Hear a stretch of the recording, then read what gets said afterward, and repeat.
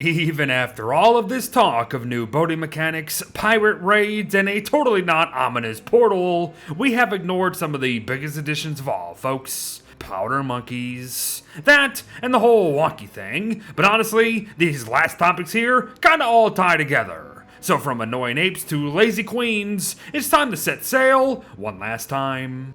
Who am I kidding, right? There's at least 2 more hotfixes coming, I betcha that. Still, we are setting sail once again, so we best know where we're going. After days with the update, it is not only confirmed that pirate raids are our ticket to potentially finding the Key island here, but also that said island loves generating in the deeper waters, mostly near the literal edge of the world too.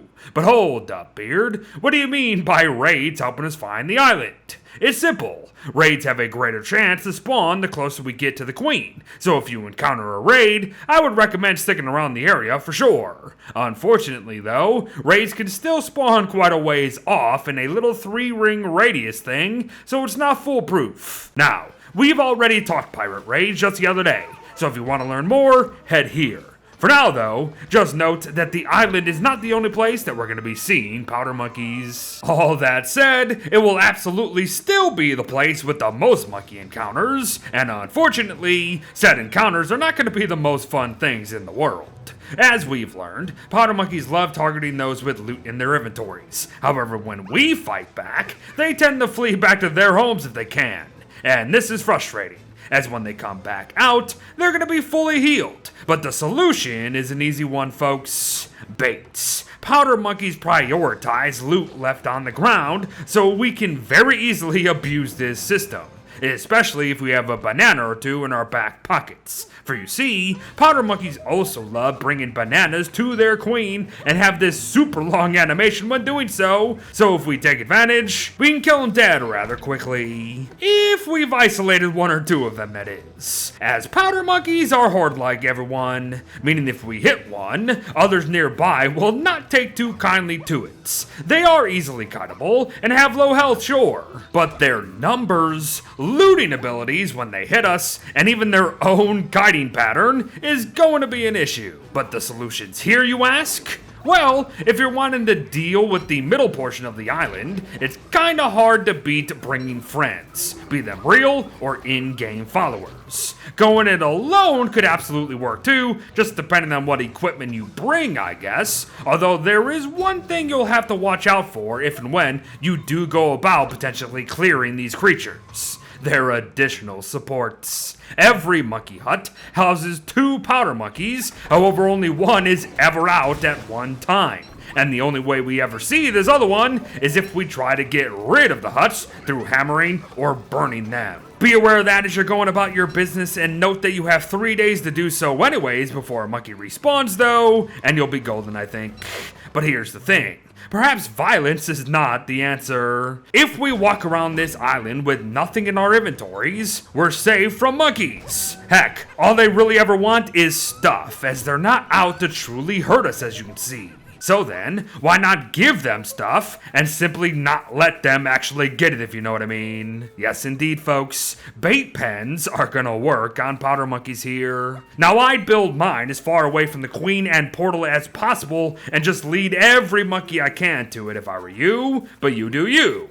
Just be mindful that if you hit a monkey, they're not gonna be dumb about this anymore. But before we move on, a couple last options here.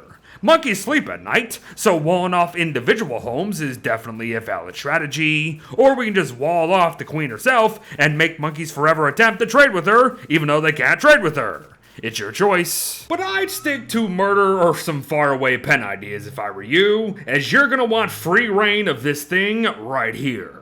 The Unnatural portal. Now this thing spits out all sorts of amazing loot, but may also spawn a powder monkey on occasion, and it's a powder monkey that, oddly, will not care all that much about you like his friends do. To continue though, we can force additional powder monkey spawns via moon gleams, or simply wait for a portal event each and every day, so I really wouldn't feel bad about depleting any powder monkey spawns at the end of the day, as we also have complete control of them right here to begin with. It's good stuff. But some final notes would be how these portal monkeys also become homeless, so come nighttime, they're kind of just easy pickings sleeping on the ground here, and that for whatever reason, powder monkeys on the island don't seem to care about chests at all, while pirate raid ones do. And yes, this also includes Chester and Wabi. So do with all this information as you please. Because it's loot time, folks. Most powder monkeys will drop a bandana that lasts roughly 6 days, will have our oars lasting longer than usual, can help us raise sails in practically a single click, and even allows for anchors to be pulled up at record speeds, even in deep waters. Seemingly all powder monkeys, besides portal ones, will also drop their cutlasses that are decent melee weapons, offering 150 uses total at 27.2 damage a swing, and the ability to loot other players in PvP, I've heard. So they're not great, but also not terrible. But as we continue with the cursed trinkets here, however, I'm thinking that's gonna depend on who you ask. All monkeys, even pirate captains now, drop these things. And the game is also going to try to force them in your inventory no matter what. Now, we can actually quote-unquote get away from them as they don't actually instantly become ours and rather get vacuumed to us if we happen to get too close. But as we continue to amass them, we will begin to change. Come 1 trinket, our feetsies start to look different. 3 trinkets are going to alter the look of our hands. 6 accursed trinkets will see us growing a tail. And finally, a full set of 10 trinkets turns us into the accursed themselves, Wonky. Let's discuss. Wonky here is neutral to all monkeys, even pirate raid ones, and they will also begin to understand all powder monkeys moving forward. But on the contrary, Wonky is considered a monster in the eyes of the Constant and won't be able to understand anything else really. This one's kinda weird, as Pigman and Bunnyman don't automatically aggro on the powder monkeys, but they will for Wonky. But oh well, we deal with it right. It's a curse after all. A curse that will adjust our stats to 175, 100, and 125 respectively, no matter who we're playing. Will grant us Wilbur sprinting mechanics, meaning after 3 or so seconds, we'll be able to zoom faster than all others, which is really fun. Can and will change our survivors' favorite food into bananas for more hunger. And oh yeah, completely be rid of a survivor's specific set of perks in the first place. For example, a Wonky Wartox may be allowed to keep and heal with their souls, however they will be incapable of getting more and or eating them. And to build on that, character-specific crafts also become completely unavailable until the curse is lifted. So while there are absolutely positives to changing into Wonky, like being able to heal with food as Wanda, it is not all sunshine and rainbows. So to wrap up today comes the process of doing just that, lifting the Wonky curse. And I guess the Moon Key Queen mechanics too, as they kind of go hand in hand.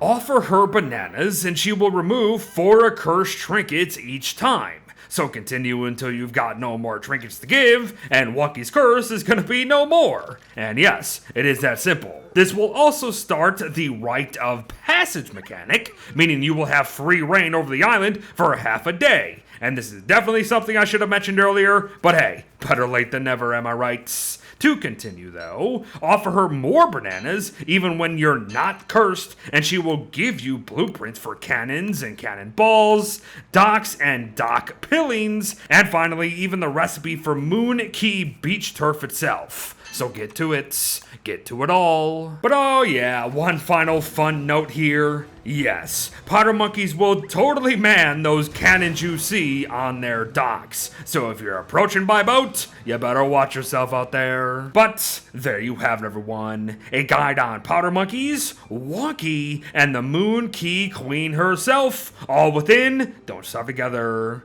They're definitely annoying, they're definitely cool, but hopefully today taught you how to be more annoying so you can be more cool. Good luck. Thanks for watching, folks. Well wishes to all. Potentially more hotfix videos coming soon. And I'll see you in the next one. Bye-bye.